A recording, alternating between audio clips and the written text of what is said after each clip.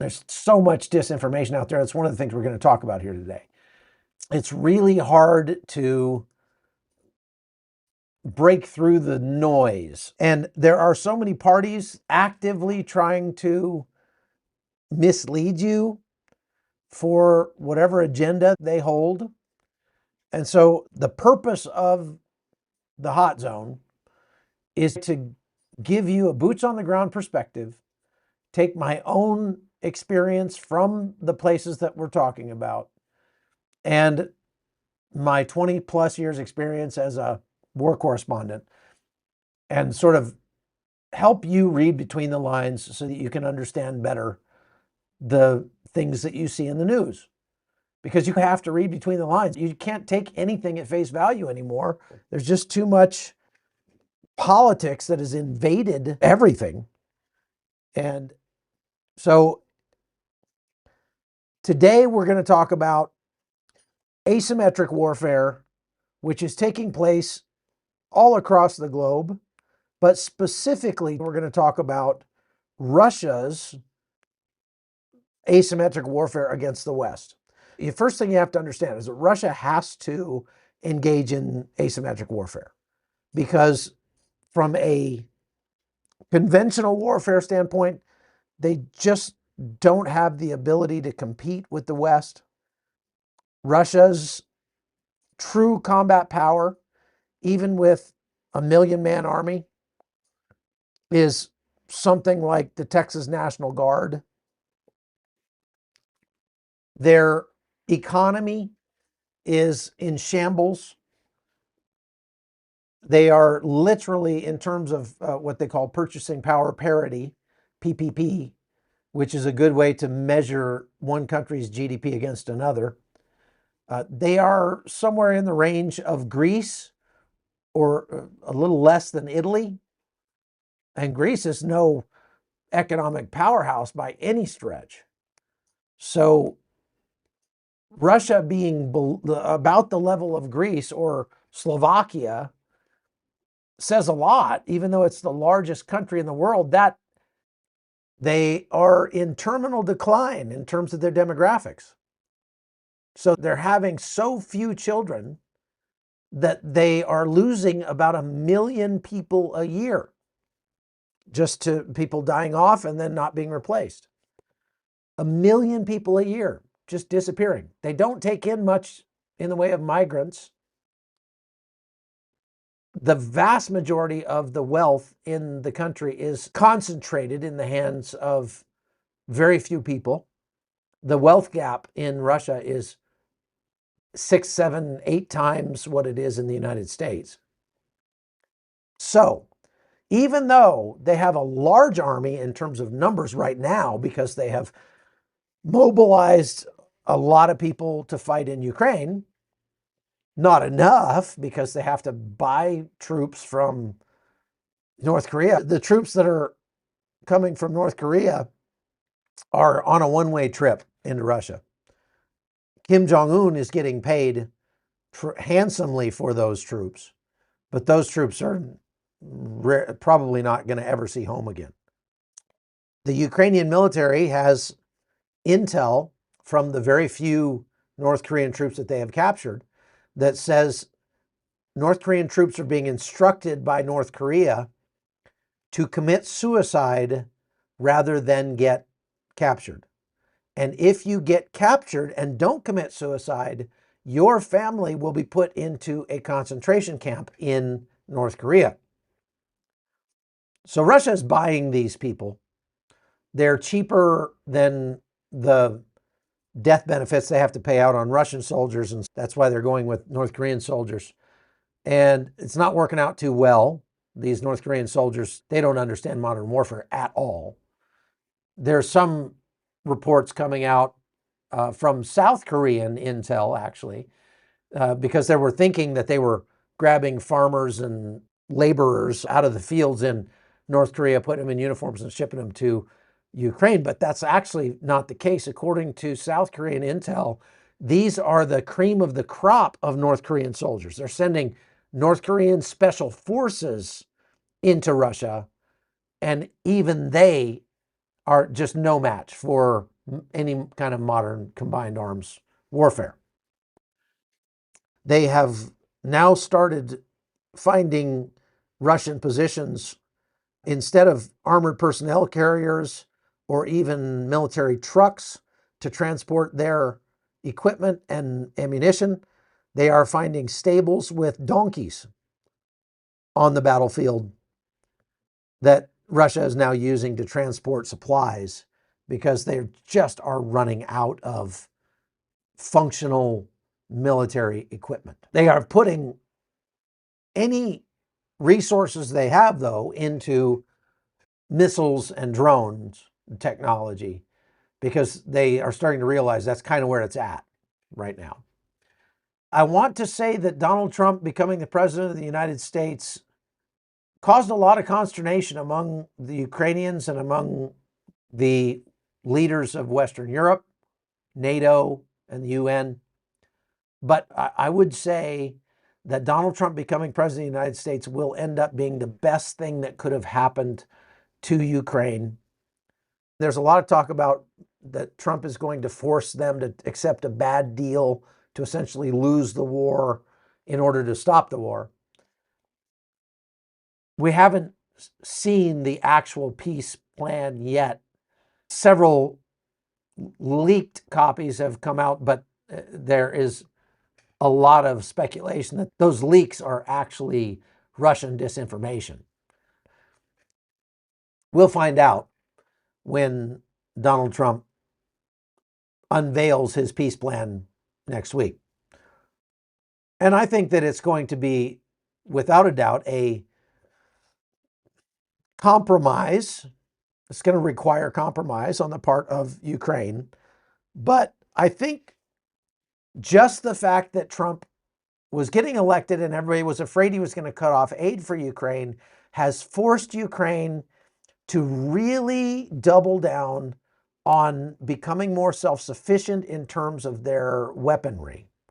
And so they've started mass producing long-range explosive suicide drones inside Ukraine, and they've started hitting Russian infrastructure. They came to realize, like the light bulb went on for Ukraine, and they're like, we've been massacring Russian troops on the front lines for 3 years now, and Russia has taken much bigger losses than Ukraine has in terms of numbers. That's provable. Third-party open source intelligence has been able to ascertain that Russian battlefield losses have far outstripped Ukraine's. But again, Russia has a much deeper well of troops and equipment to draw from. And so Russia just doesn't care. They just keep sending troops. And they can take millions of poor Russian peasant men and throw them into the front lines. They can buy tens, if not hundreds of thousands of North Korean troops. And so in a war of attrition that's purely a war of attrition, Russia has the upper hand because they just have so much more trit. They are getting low. If you watch closely with all of the footage coming out from the drones and cameras that are on the battlefield in Ukraine, it's easy to see that the Russians are getting to the point where they are scraping the bottom of the barrel. But it's a very big barrel. That doesn't mean that they couldn't continue to fight and eventually wear out the Ukrainians. The Ukrainians at the moment have a larger combined force under arms than the Russians do in Ukraine. About 800,000 to Russia's 650,000 or so. And these are massive armies when you think about it. The only chance Russia has of pulling this off is through what I call scare tactics. And a scare is an acronym. So get out your pen and pencil because I'm going to go over this acronym with you and help you understand Russia's scare tactics. And this is just a way to help you remember the different elements of what they call asymmetric warfare. Okay, asymmetric warfare is warfare by means other than the kinetic battle space on the front lines. And in reality, the actual war that is taking place right now is not between Russia and Ukraine, and it's not even happening in Ukraine. That is kind of a sideshow. The actual war that is taking place right now is between Russia and the West, and it's taking place in the West. And it's taking place through these scare tactics. Again, SCARE is an acronym that I'm going to go through right now. So the S in SCARE stands for sabotage. Russia has been ramping up its efforts to sabotage infrastructure and energy and other things like telecommunications in Europe over the past 6 months to a year. You can go all the way back to the Nord Stream pipeline attacks. Russia has a long history of using energy as blackmail, cutting electrical supplies, natural gas, to try to force European nations or their own Russian satellite nations into doing what Russia wants them to do. S is sabotage, C is cyber warfare. Russia has been full court press against the West in the cyber realm for over a decade. There was a massive attack in 2014 where Russia took down Ukraine's entire power grid. When you talk to people in Ukraine, that was one of those events where everybody remembers where they were when the power went out, because it wasn't just the power, it was the banking system. Nobody could get money out. They couldn't pump fuel. Everything went offline. Everything in 2014. And as it turns out, Russia probably had the capability to do that to the United States, and them doing it to Ukraine was a warning shot to the US.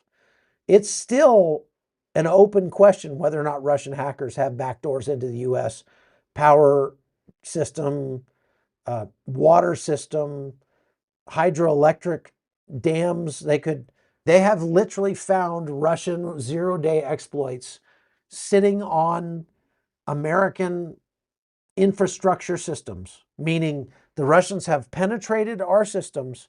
They've installed a package of malware that is then sitting on the system, just waiting for the trigger to be sent. And now with AI-driven cyber software, they could launch a digital 9/11 against the United States or other Western nations. And I really think that it's not a matter of if that happens, it's just a matter of when. So the A in SCARE tactics, S-C-A-R-E, the A stands for assassinations. Believe it or not, they send covert hit squads around the world to conduct targeted assassinations against their adversaries. If you speak out against Vladimir Putin, there's a good chance that your next cup of tea is going to have polonium in it. That was what happened to one of the top opposition leaders. They've used polonium, they've used the nerve agent Novichok in the United Kingdom to take out Russian spy Sergei Skripal.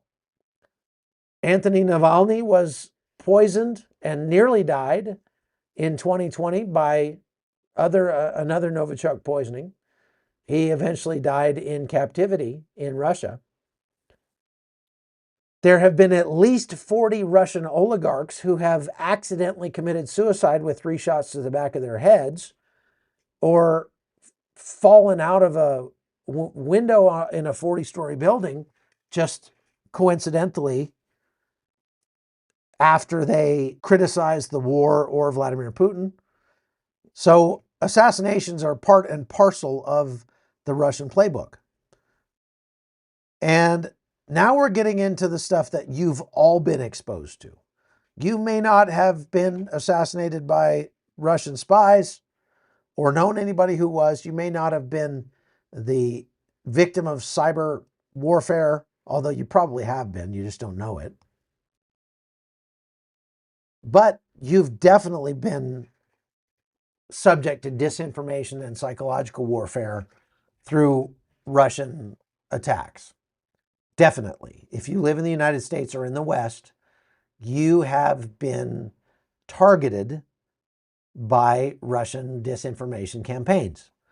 This is actual Kremlin war strategy. Russia floods the internet with false stories to confuse the public. That's the whole point of it, and turn people against their own government. And the E at the end is election interference.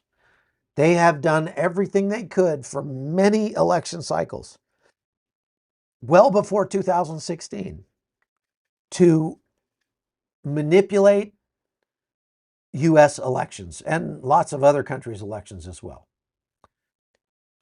Please hit the like button and make sure you subscribe to the podcast, folks.